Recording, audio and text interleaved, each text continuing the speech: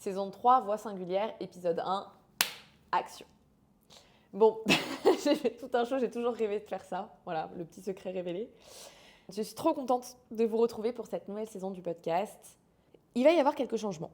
Le premier, comme vous êtes peut-être en train de le voir, c'est que ça va être des épisodes filmés qui vont être donc disponibles sur YouTube et aussi sur Spotify avec les miniatures. Et ça va être aussi beaucoup d'épisodes en solo. Il y aura peut-être quelques interviews à la marge, mais j'avais vraiment envie pour cette nouvelle saison de me challenger et en fait d'arrêter de me cacher. Vous allez comprendre un peu tout au long de l'épisode pourquoi j'ai cette envie d'arrêter de me cacher. Et donc je me suis dit que j'avais vraiment envie de vous partager plus de mon histoire, de mes réflexions, de mes prises de conscience, de tout ce qui me traverse. Et parce qu'en fait je me dis que déjà c'est répondre à l'identité même du podcast où c'est vraiment d'inviter chacun à croire en sa voix singulière et d'oser la partager. Donc c'est bien de commencer par moi-même quand même. Mais aussi parce qu'en fait, en racontant tout ça, c'est un peu comme si je m'adressais à la Manon d'il y a quelques années. La Manon qui était complètement perdue et qui n'était pas forcément elle-même. Et peut-être que toi, c'est ton cas aujourd'hui. Et que le fait d'entendre ça, ça peut être ton déclic à toi. Parce que moi, voilà, j'ai eu des personnes sur mon chemin qui ont été des déclics. Et ouais, je pense qu'on a tous plus ou moins ce pouvoir d'inspirer, de toucher les autres autour de nous qui sont dans des phases que nous, on a connues précédemment.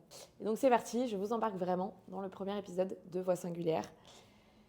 Un peu plus ce storytelling. Et donc pour ça, on va remonter dans le passé. On va remonter même à l'enfance, parce qu'il se passe beaucoup de choses dans l'enfance. Et donc voilà, j'aurai l'occasion d'y revenir dans le podcast. Moi, j'ai toujours été plutôt une enfant sage. Une enfant modèle. C'est pas pour me jeter des fleurs, mais c'est vrai que j'ai toujours plus ou moins fait ce qu'on attendait de moi. J'avais des bonnes notes à l'école, et en plus je suis l'aînée, j'ai 2 petites sœurs, donc j'avais cette envie de pas poser de problème à mes parents, qui était complètement inconsciente et que là je comprends avec beaucoup de recul.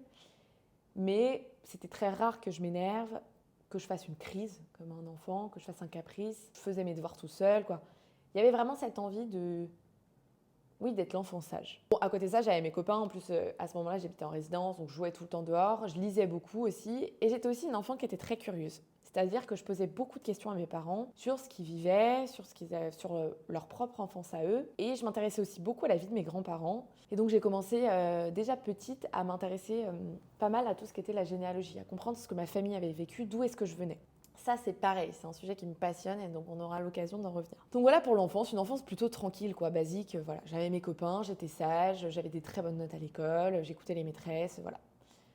Une enfance plutôt banale, mais qui se passait très bien. Arrivée à l'adolescence, ça s'est un petit peu compliqué pour moi parce que j'ai vécu quelques moqueries du rejet. Et donc, bon, voilà, on sait à quel point parfois, à cet âge-là, quand on est dans l'adolescence, on peut être très méchants les uns les autres. Et donc, moi, j'ai reçu certaines de ces méchancetés, mais je me défendais pas vraiment parce que je gardais toujours cette casquette un peu d'enfant sage qui dit pas grand-chose et qui garde le sourire. J'en parlais pas forcément à mes parents, j'en parlais pas autour de moi. C'est un peu comme si, au fond de moi, je ressentais des choses, mais par contre, en surface, je montrais que tout allait bien tout le temps.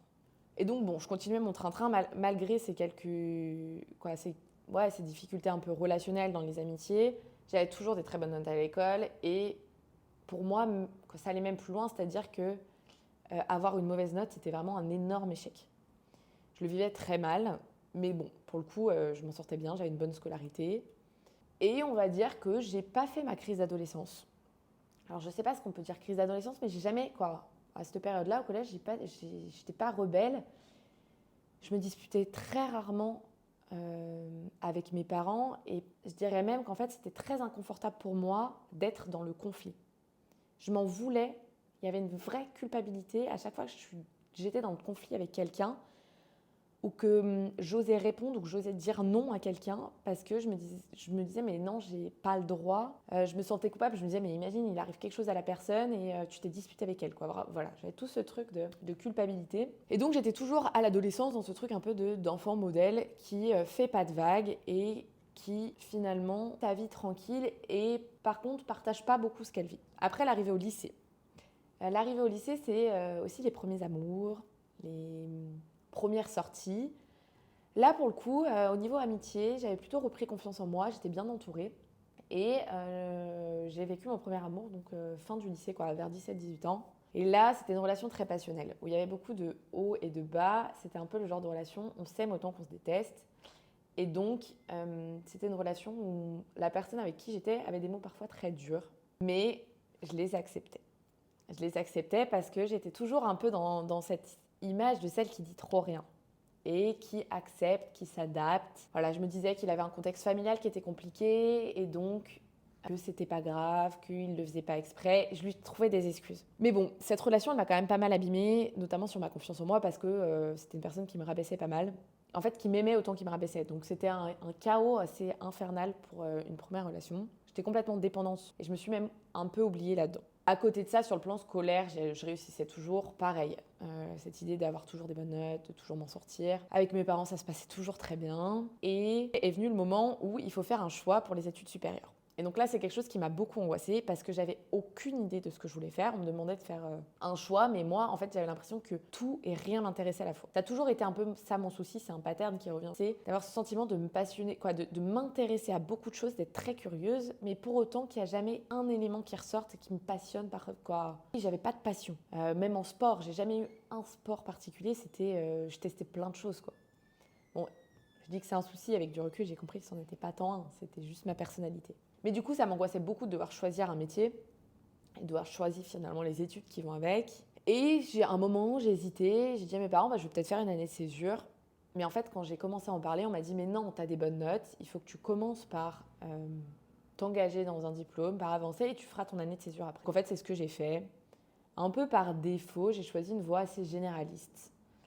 En gestion commerce, un premier DUT qui était en alternance, donc il fallait que je trouve une entreprise. Et donc, c'est là que je suis rentrée dans ce qu'on appelle, la voie toute tracée. C'est-à-dire que j'ai fait 5 ans d'études, dans un domaine assez large, commerce, stratégie, gestion, dans des grandes entreprises, Orange, Sanofi, Accenture, voilà. J'avais un peu la carrière toute tracée, et en fait, même moi, j'ai fini par y croire à cette envie de la grande carrière. Je me voyais un peu être la businesswoman, quoi. Il y avait un peu ce truc, ce mythe autour de la grande carrière à succès. Mais pour autant, je sentais que ça ne m'animait pas. Et j'ai toujours dit à mes parents, depuis que je suis très jeune, je veux faire un métier qui ne me bousille pas la santé. Alors je ne sais pas trop pourquoi je leur ai dit ça. Peut-être parce que je voyais qu'eux-mêmes travaillaient beaucoup et qu'ils étaient parfois fatigués. Mais j'ai toujours eu un peu cette quête de trouver le métier, la mission où je me dise, ok, je suis à ma place et ce que je fais, ça me fait vibrer, ça m'anime. Mais en fait, il y a un moment donné, ça, quand j'étais dans les études supérieures, j'ai fini par l'oublier parce qu'on me disait tout le temps, mais Manon, un métier, tu peux pas l'aimer à 100%. C'est pas comme ça que ça marche la vie. C'est pour gagner de l'argent. Et donc, je me suis conformée. Je me suis conformée jusqu'au moment des clics. Les moments des clics, c'était en 2022. À ce moment-là, j'étais en alternance dans un cabinet de conseil. Donc, ce que je faisais, ça n'avait pas trop de sens pour moi. Parce que c'était beaucoup du codage informatique et en fait, j'ai jamais apprécié être derrière l'ordi. Moi, ce qui m'a toujours plutôt intéressée, c'était quand même le contact humain. Au début, j'ai été dans le conseil parce que je me suis dit, je vais pouvoir brainstormer, faire des stratégies pour aider les entreprises à aller mieux ou à avoir une meilleure cohésion d'équipe. Bon, en fait, je me suis pas du tout retrouvée à faire ça. Donc, mon job était complètement vide de sens. À ce moment-là, j'étais à nouveau dans une relation amoureuse où, en fait, je courais après quelqu'un qui n'était pas du tout prêt à m'aimer.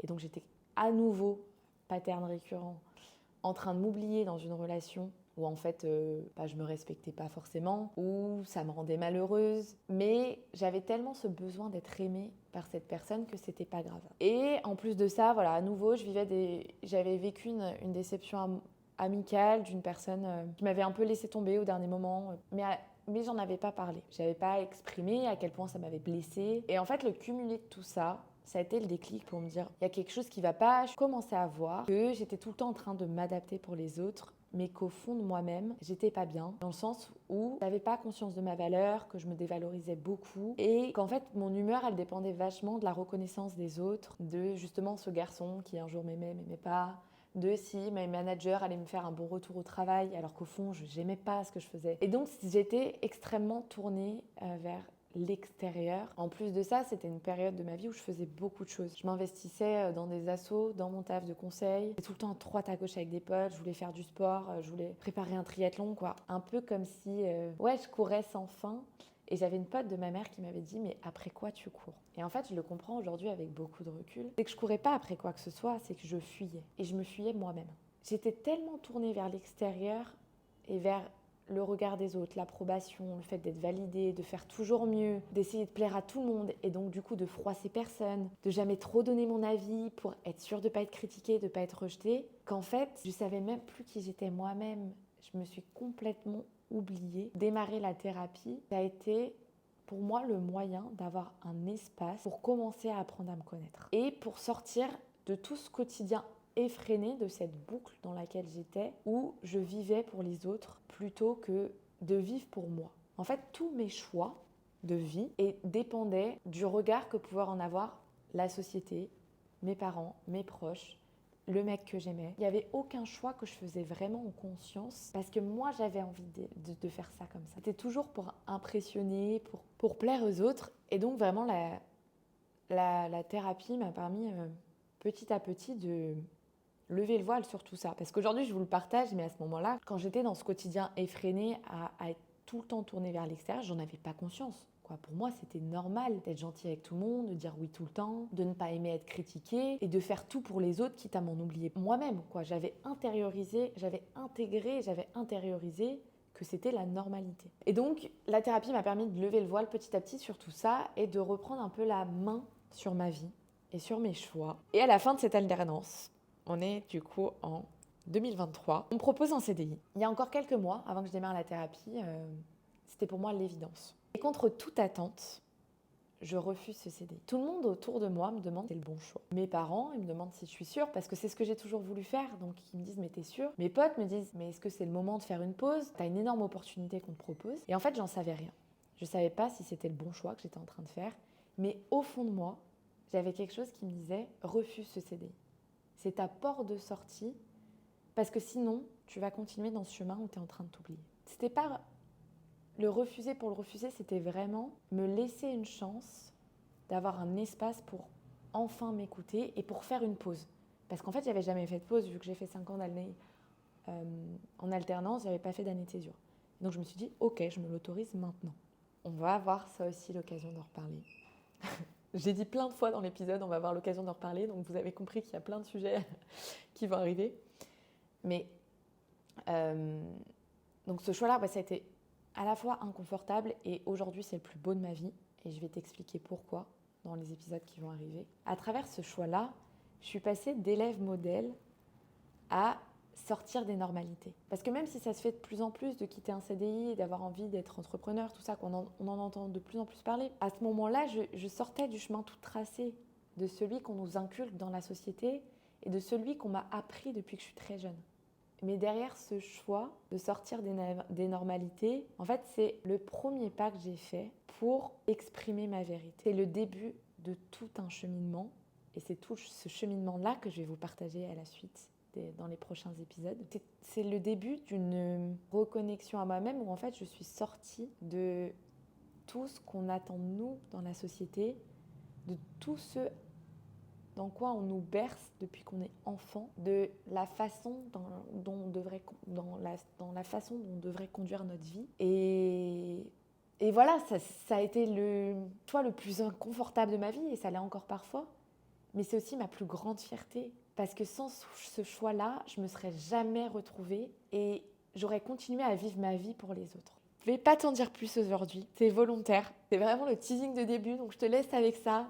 Le prochain épisode, il va arriver très rapidement. Où là, vraiment, je vais rentrer dans le vif du sujet pour partager des réflexions qui vont peut-être pouvoir te parler à toi, avec des vrais conseils, des vraies pistes pour te retrouver. Mais c'était hyper important pour moi de poser le décor, d'oser vraiment revenir sur mon histoire, sur ce storytelling. Peut-être que tu te reconnais déjà un petit peu dans tout ce que j'ai partagé. Et c'est vraiment pas une critique envers moi-même et envers toi, si tu es un enfant modèle, si tu as plus ou moins toujours fait ce qu'on attendait de toi. Parce que moi, à un moment de ma vie, ça m'a servi d'être comme ça. C'était mon moyen de protection, c'est comme ça que j'avais intégré aussi, j'avais ce besoin d'être aimée. Et je suis hyper en paix avec cette partie-là de mon histoire. J'ai pas du tout envie de la renier et bien au contraire, j'ai plutôt envie de m'en servir comme un socle pour tout ce que je suis en train de faire maintenant. Mais ce que j'ai vraiment envie de te dire pour terminer cet épisode, c'est que la première personne qui doit t'aimer, te valider, te reconnaître, c'est d'abord toi-même. Parce que tu donnes ce pouvoir aux autres, finalement, tu vas jamais faire tes choix par rapport à qui t'es vraiment en profondeur. Et tu vas passer à côté de toi-même, de ta singularité. Voilà, j'ai toujours du mal à clôturer mes fins de podcast, mais ce que j'ai envie de te dire, c'est passe une belle journée, une belle soirée, selon quand tu m'écoutes. Je te remercie de m'avoir écouté dans cet épisode, dans ce premier épisode de la saison 3. Et si tu te reconnais dans ce que je partage, que tu es dans une phase de vie où tu te sens fatigué, que tu en as marre d'en faire toujours plus pour les autres, que tu as du mal à reconnaître ta valeur, ta singularité, n'hésite pas à réserver un appel découverte pour qu'on puisse en parler. Je te mettrai tous les liens en description, comme d'habitude. Parce qu'aujourd'hui, je suis thérapeute et c'est ce qui m'anime le plus, de créer un espace où tu peux vraiment t'écouter en profondeur et petit à petit oser être toi-même et faire vraiment les choix qui comptent pour toi dans ton quotidien. Voilà, cette fois j'ai vraiment terminé. Je te dis à très bientôt pour le prochain épisode.